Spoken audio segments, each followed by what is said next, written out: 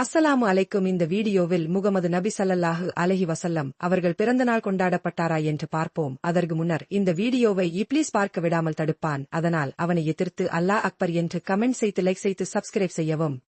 Script: நபி முஹம்மது ஸல்லல்லாஹு அலைஹி வஸல்லம் அவர்கள் பிறந்த நாள் கொண்டாடியாரா? நபி முஹம்மது ஸல்லல்லாஹு அலைஹி வஸல்லம் அவர்கள் தங்களுடைய பிறந்த நாளை கொண்டாடவில்லை. அவர்கள் பிறந்தது ரபியுல் அவ்வல் மாதம் 12ஆம் தேதி. சில வரலாற்று அறிஞர்கள் கூறுவது 9ஆம் தேதி என்றும் சொல்லப்படுகிறது.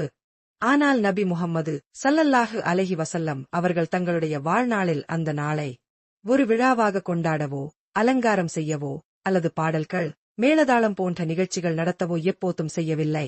ஒரு நாள் நபி முஹம்மது ஸல்லல்லாஹு அலைஹி வஸல்லம் அவர்களிடம் திங்கட்கிழமை நோன்பு நோற்பது பற்றி கேட்டார்கள். அப்போது நபி முஹம்மது ஸல்லல்லாஹு அலைஹி வஸல்லம் அவர்கள் கூறினார்கள், இது என் பிறந்த நாள். அந்த நாளில் அல்லாஹ் எனக்கு வஹி, வெளிப்பாடு அருளினார். முஸ்லிம் ஹதீஸ்.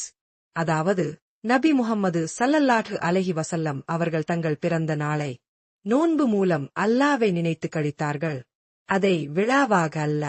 அவர்கள் மறைந்த பின் பல நூற்றாண்டுகளுக்குப் பிறகு சிலர் மௌலிது நபி ஸல்லல்லாஹு அலைஹி வஸல்லம் என்ற பெயரில் அவரின் பிறந்த நாள் விழா நடத்தத் தொடங்கினர். ஆனால் பல அறிஞர்கள் கூறுகிறார்கள், நபி மீது உண்மையான அன்பு என்பது அவரின் சுன்னத் வழியை பின்பற்றுவதில்தான், விழா நடத்துவதில் அல்ல. முடிவு: நபி முஹம்மது ஸல்லல்லாஹு அலைஹி வஸல்லம் அவர்கள் தங்கள் பிறந்த நாளை கொண்டாடவில்லை. அவர்கள் அதை நோன்பு வைத்து அல்லாஹ்வை நினைக்கும் நாளாக எடுத்துக் கொண்டார்கள். நம்முடைய உண்மையான அன்பு அவரின் சுன்னத் வழியை பின்பற்றுவதில்தான்.